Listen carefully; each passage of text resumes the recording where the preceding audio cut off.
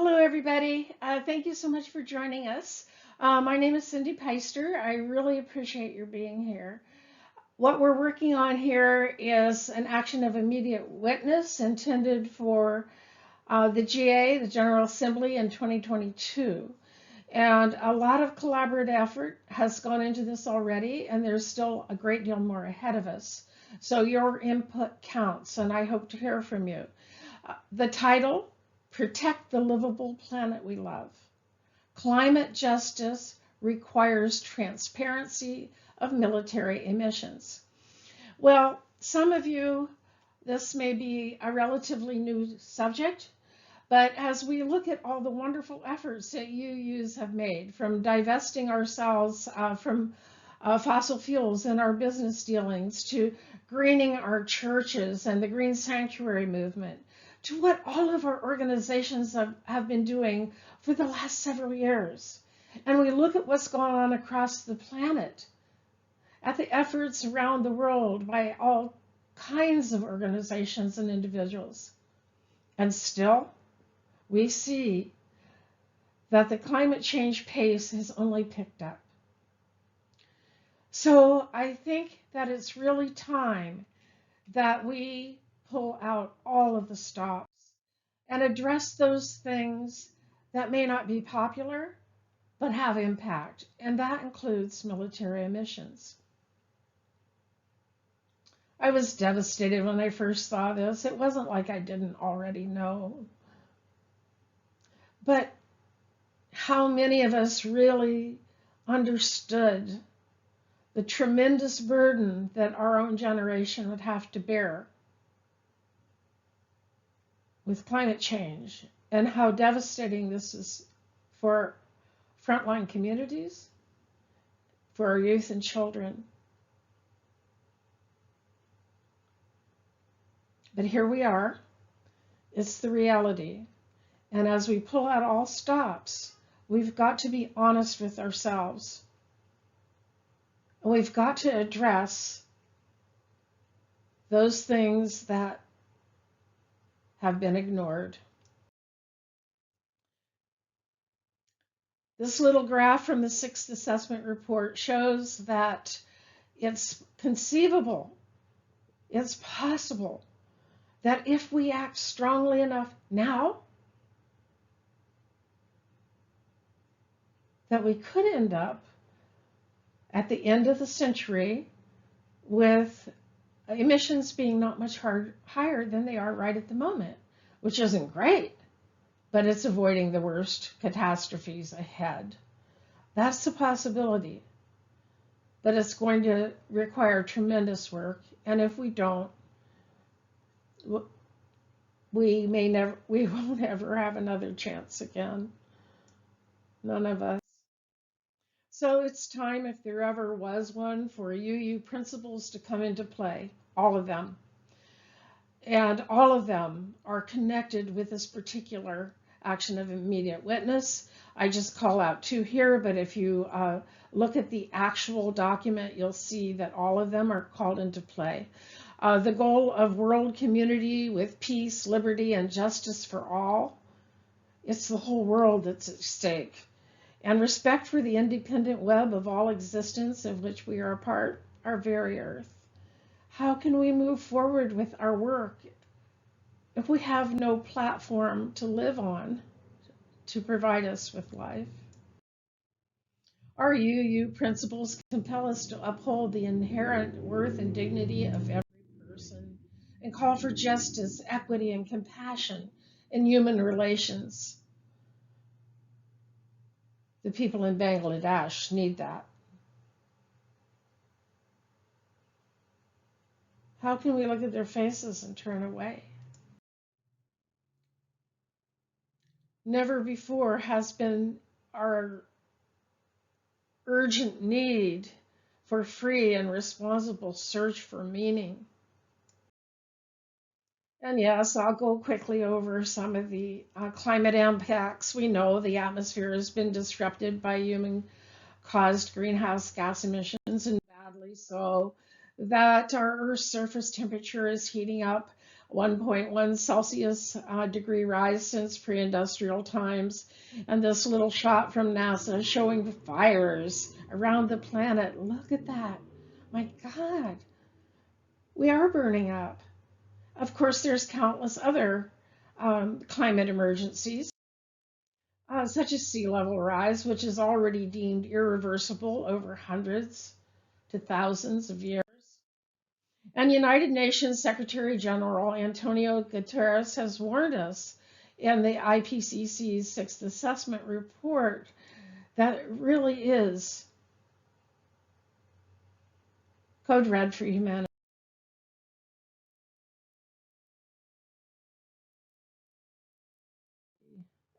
Bad news.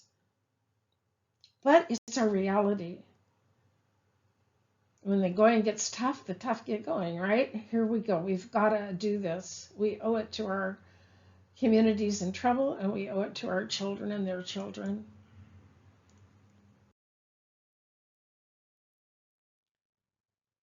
Right now, there already is an atlas of human suffering, and it's only going to worsen without effective action.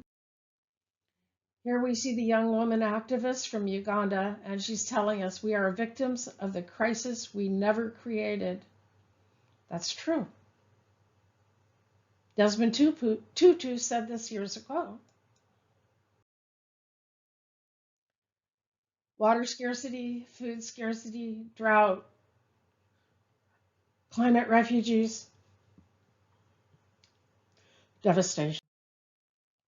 Families facing climate change here at home and abroad, and our children asking questions and wondering how adults have failed them so badly and what we are going to do. Because even though we have wanted to hear their voices and listen to their voices, we aren't acting sufficiently.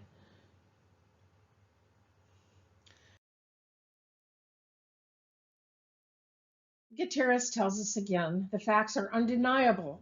This abdication of leadership is criminal.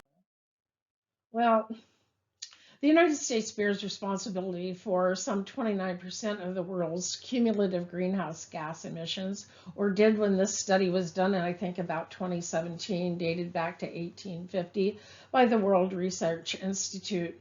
But even going forward, if that drops some down to 25% or so, we're still responsible. That's nothing that we knew we were doing to ourselves early on when the Industrial Revolution put all of these greenhouse gas emissions in at the beginning of the turn of the century.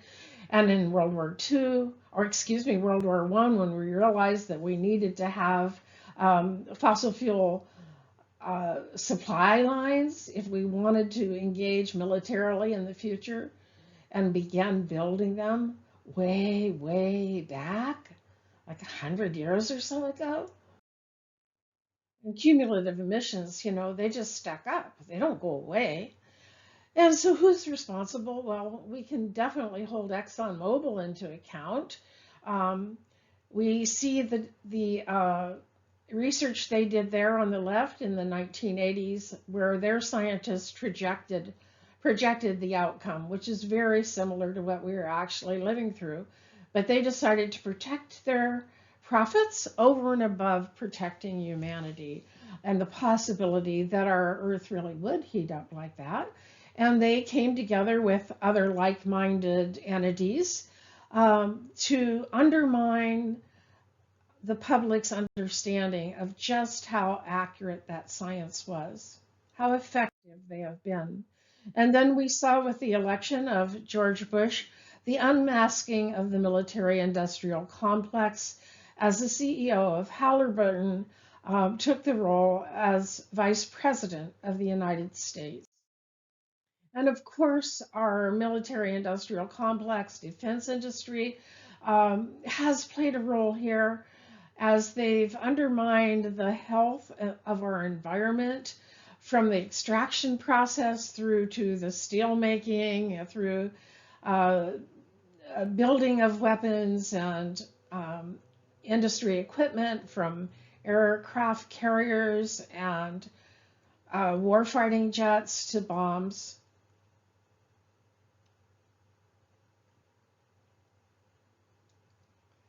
But when that equipment is used, it impacts the climate through even further emissions. And those emissions are coming back to us now, have come back to us all, to all of us. The IPCC's latest report from August 8th, we were told this is now or never. Emissions must peak no later than 2025 if we are to meet the target. That's not 2030, it's not 2050.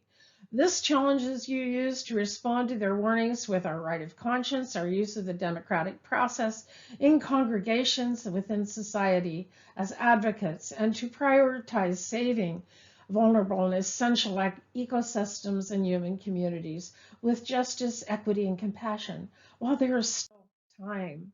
We know that the Department of Defense is the world's largest institutional producer of greenhouse gas emissions. And some of us know, but I'm here to share it with you in case you don't. Um, Scientists for Global Responsibility are estimating that 6% of the annual emissions in the atmosphere are coming from global military emissions, including war and the impacts of wars. So this is really an impact and driver of climate, and one that's being little discussed and causing us great harm. U.S. Presidential Envoy John Kerry said this just a couple of days ago. The longer the war in Ukraine carries on, the worse the consequences will be for climate. And what he's telling us here is that there is no longer any such thing as a winnable war, because the emissions themselves are coming back to destroy humanity and a livable planet.